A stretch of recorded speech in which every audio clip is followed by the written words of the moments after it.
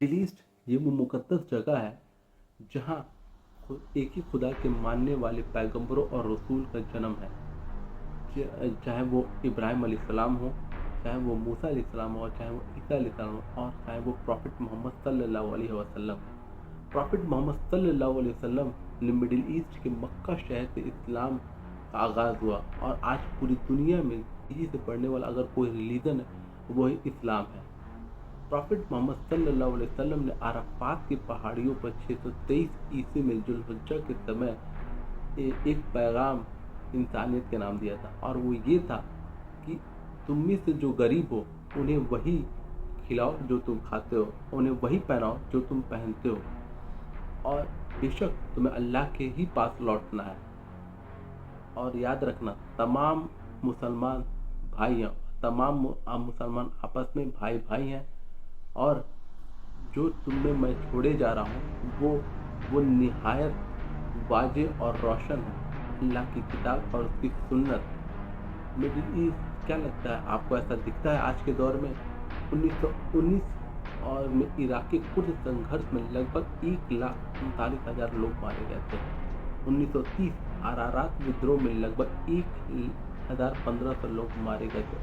1974 Cyprus पर तुर्की के आक्रमण से लगभग 4,500 लोग मारे गए थे।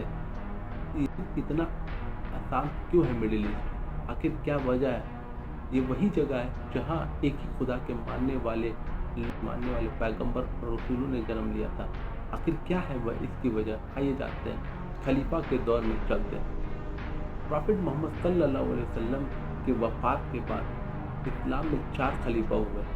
अबू बकर सिद्दीक़ रज़ियल्लाहु तआला अन्हा, अबू उमर रज़ियल्लाहु तआला अन्हा, हज़रत उस्मान रज़ियल्लाहु तआला अन्हा और हज़रत अली रज़ियल्लाहु तआला अन्हा।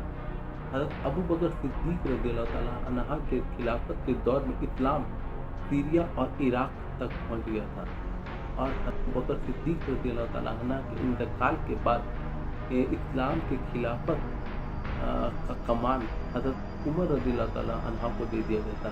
हज़रत के दौर में इस्लाम वर्तमान दौर में Iraq, Iran, Cyprus, Georgia, Anatolia, Pakistan, Egypt, Lebanon, फ़लस्तीन में फैल चुका था। पूरे मिडिल ईस्ट में हज़रत उमर जो अपने जस्टिस के लिए मशहूर थे, उनका असैसिनेशन पर्शियन अबू फ़राज के ज़रिए हुआ था। हज़रत उमर मरने से पहले खलीफा उस्मान को बना दिया गया था।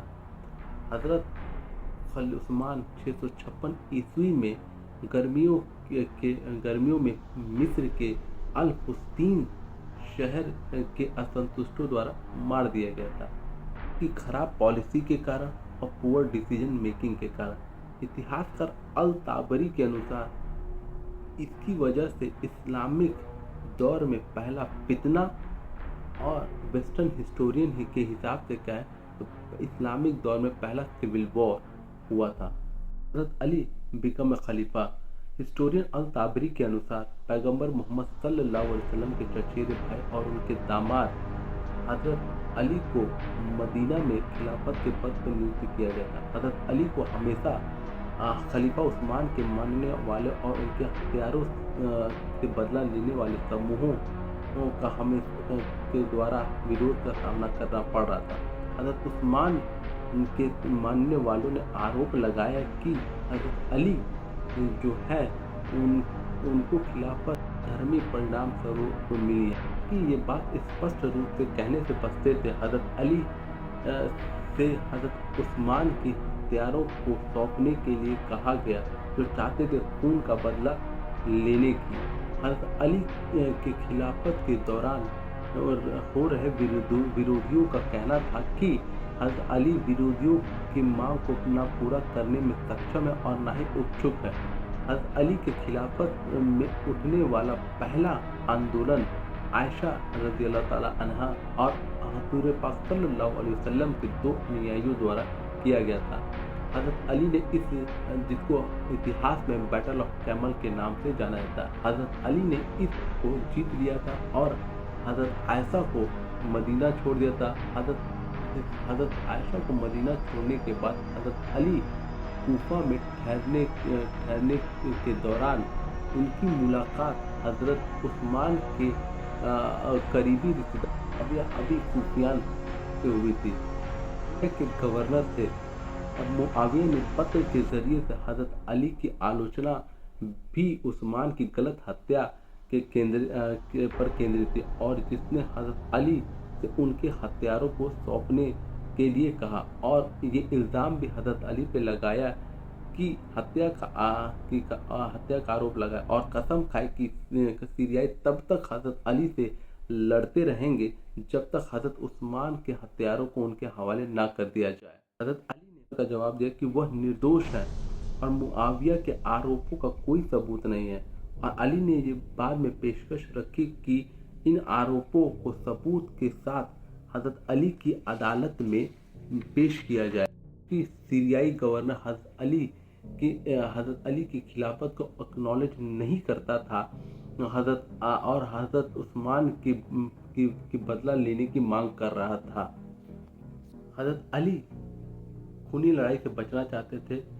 वे चाहते थे कि पीसफुल नेगोशिएशन हो जाए, इसलिए हज़रत अली ने पीसफुल समाधान के लिए अपने एक दूत जरीर को सीरिया भेजा, पर जरीर ने बताया कि मुआविया तभी आत्मसमर्पण करेगा जब तक कि हज़रत उस्मान के हत्यारे पकड़े ना जाते हों। Battle of Siffin 657 AD। दमिश्क की मस्जिदों में हज़रत उस्मान की खून से सनी कमीज को लटकाकर मुआविया की बड़ी सेना हज़रत अली से मिलने को निकल पड़ी, और इस दौरान उन्होंने यह वादा किया कि वह जब तक हज़रत उस्मान के हथियारों को पकड़ नहीं लेते वो तब तक अपने घर पर चैन से सोएंगे नहीं। हज़रत अली को ये पैगाम मिलते ही हज़रत अली ने अपने सैनिकों से उत्तर के सीरिया पर आक्रमण करने की योजना बनाई। इसी दौरान हज़रत अली ने मेसोपोटामिया के रेगिस्तान में जाने का फैसला किया, और रिका में यूफ्रेटस नदी को पार करते हुए वो सीरिया में घुस गए। सीरिया में घुसने के बाद हज़रत अली की सामना मुआविया की सेना से हुआ। इसी दौरान हज़रत अली और मुआविया के बीच बातचीत भी चल रही। यह बातचीत तकरीबन 110 दिनों तक चला। 657 AD में यह बातचीत खत्म होने के बाद हज़रत अली और उनके जनरल मलिक इब्न अस्तर ने मुआविया की सेना पर आक्रमण कर दिया। हज़रत अली मदीना के सैनिकों का नेतृत्व कर रहे थे, और मुआविया ने अम्र इब्न अल-आस को इस युद्ध का नेतृत्व दिया। अम्र इब्न अल-आस बहुत तेजी से हज़रत अली की तरफ बढ़ रहा था उन्हें मारने के लिए। इसी दौरान मलिक इब्न अस्तर ने अपने सैनिकों के साथ अम्र इब्न अल-आस की सेना पर तुरंत आक्रमण कर दिया। इस आक्रमण के बाद मुआविया की सेना पीछे हट गई। 3 दिनों तक चली लड़ाई में मुआविया की सेना के लगभग 45,000 सैनिक और हज़रत अली के तकरीबन 25,000 सैनिकों ने अपनी कुर्बान दी। मुआविया में सैनिकों की कमी होने के कारण मुआविया ने हज़रत अली से मध्यस्थता की पेशकश की। असैसिनेशन ऑफ हज़रत अली।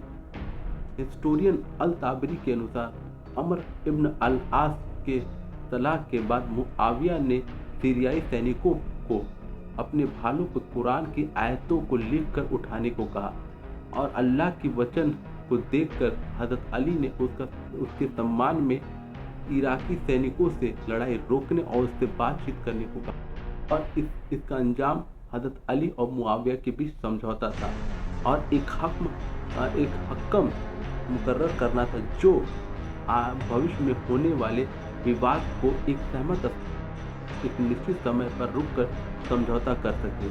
ये समझौता होने के बाद मुआविया सीरिया की तरफ और हज़रत अली अल-कूफा की तरफ वापस लौट गए।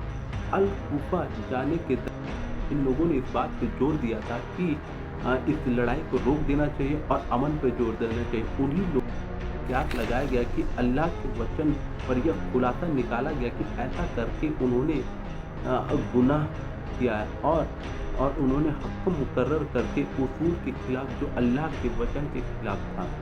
इस बात पर जोर दिया कि फिर से लड़ाई की तैयारी शुरू करनी चाहिए, और जब उसने इस बात पर जोर दिया कि वह ऐसा नहीं कर सकता तो इसका पछतावा करने के लिए अली की सेना से अलग हो गए और और और इस अलगाववादी सेनाओं को खारिजाइट्स के नाम से जाना जाता है। तरफ सिफ़ीन के बाद अलग होने पर खारिजों की तरफ से उन लोगों को मार देना चाहिए जो उनका ताक़ुब नहीं करता, वह काफिर है। खारिजाइट्स का वायलेंस करना, जिससे यात्री और दूतों की हत्या करना और किरान की गर्भवती पत्नी की हत्या करने के बाद उसका सिर काटना भी शामिल था। इन सभी कारणों को देखते हुए हजरत अली ने आधुनिक बगदाद में नहरवान नहर द्वारा उनके मुख्यालय के पास खारिजों का सामना किया। हजरत अली ने खारिजों को आत्मसमर्पण करने को कहा और अपने परिवार के पास वापस लौटने के लिए कहा, और हजरत अली ने स्थिति को कम करने के लिए उन्होंने एक माफ़ी की भी घोषणा की, और पर यह माफ़ी उन हत्यारों पे लागू नहीं थी। 4000 विद्रोहियों में से तकरीबन 1200 लोगों को माफ़ी के देकर उन्हें जीत लिया गया और बचे हुए 2800 विद्रोही लड़ाई में मारे जा चुके थे। Assassination of Ali Al islamic.org के अनुसार सिफ़ीन के बाद मुआविया सेना ने हजरत अली के बढ़ते हुए प्रभुत्व को लगातार लोगों पर उसका आक्रमण बढ़ रहा था।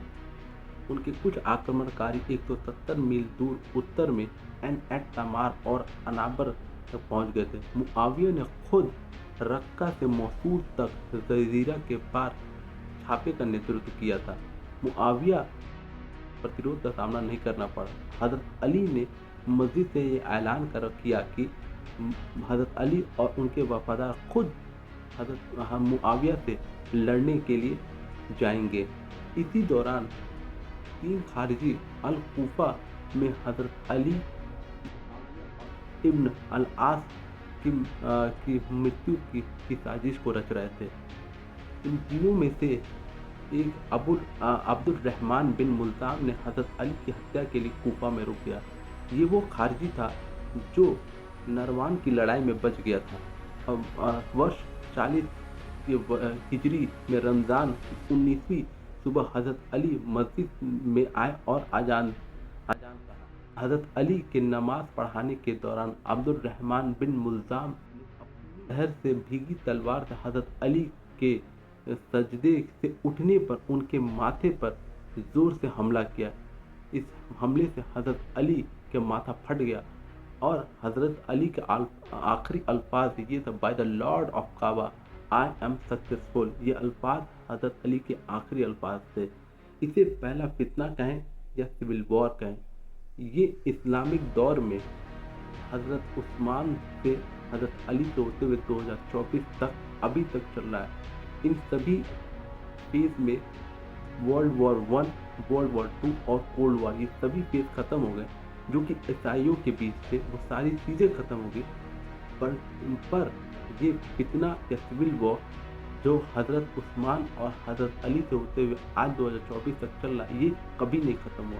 और ये कब ख़त्म होगा इसका भी कोई पता नहीं कब ख़त्म होगा, ये तो पता भी नहीं है। लेकिन इस बात में हमें इत्तेफाक रखना पड़ेगा, ये किस बात का डर है?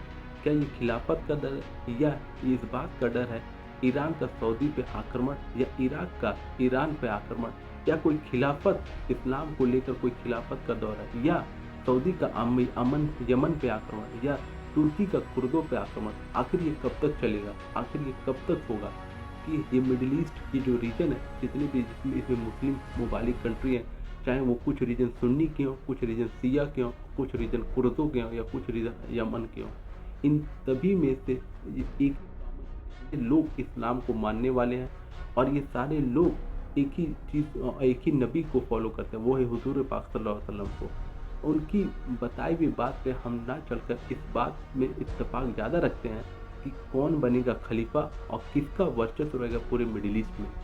ज़रा सोचिएगा इस बारे में और ज़रा देखिएगा इस बारे में, ज़रा गौर फरमाइएगा इस बारे में। आखिर हम तक कब तक लड़ेंगे? इसका फ़ायदा कोई तीसरी सुपर पावर कंट्री ना उठा जाए। ये वजह यही है कि वो जानते हैं अगर मिडिल ईस्ट में शांति छाए रही तो उन्हें जो इस समय जो फ़ायदा मिल रहा है वो आगे नहीं मिलेगा। इस बात पे ज़रा गौर कीजिए। अगर आपको ये मेरा वीडियो पसंद आ रहा हो तो लाइक करें, शेयर करें, कमेंट करें, सब्सक्राइब करें। जी हाँ, अपने दोस्तों